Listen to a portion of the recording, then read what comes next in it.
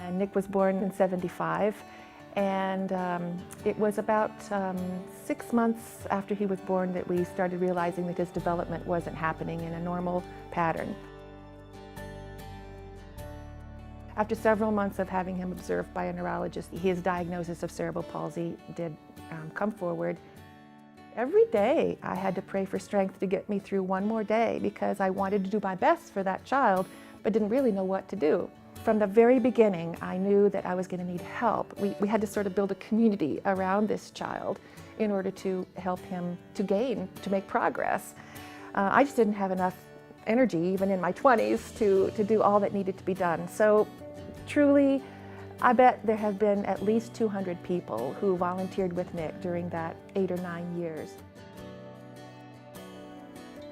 Well, physically, of course, he's not able to speak with his mouth. He's not able to walk with his legs. He's not able to write words with his fingers and hand. He has spastic cerebral palsy, and that means that there's some damage back here to the cerebellum, so that mobility-wise, his muscles aren't coordinating together. It's easier to say what Nick can do. So instead, we go to alternative methods, and in front of Nick, you will see he has a computer, a communication device, and we're still in the throes of teaching him how to use that, and he is able to use his finger, which is a huge thing. My name is Nick Russo. He flips from page to page to page on his computer, and he can build words into phrases and phrases into sentences. He has not been able to do some things, but not that he has missed out on them, because Nick is very content with who he is. My role is to make sure that he gets out there to the world and is a happy, loving person. He makes people think about, what would I do if I was in that chair? What would I do if I couldn't speak? What would my life be like? Nick helped me to become who God wanted me to be.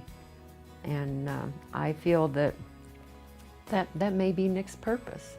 That may be the purpose of every person who is born, who is, as I say, uniquely abled. He has special qualities and abilities that come through in his personality.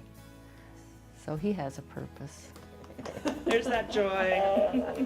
Because Nick's joy is so evident in his life and he's so approachable, I just feel like he has transformed our children's programs, and even in our church, how people felt before about being around someone that had a disability to today. He is really an ambassador for change. I think that Nick helps us to see things in a different light. He helps us to stop and see the joy and the beauty in the simple things. I think that he teaches us to just live in the moment, laugh in the moment, love in the moment, embrace now, and just the joy of life.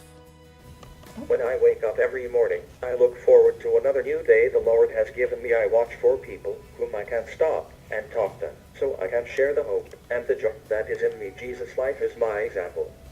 One of my favorite verses from the Bible is from Lamentations, chapter 3, verses 22 and 23. The word tells me that because of the Lord's mercies, we are not consumed. His compassions never, ever fail. They are new every morning, and his faithfulness is greater than I can comprehend. So, with a smile on my face and joy in my heart, I want to follow whatever path he has for me. I trust my life and my future.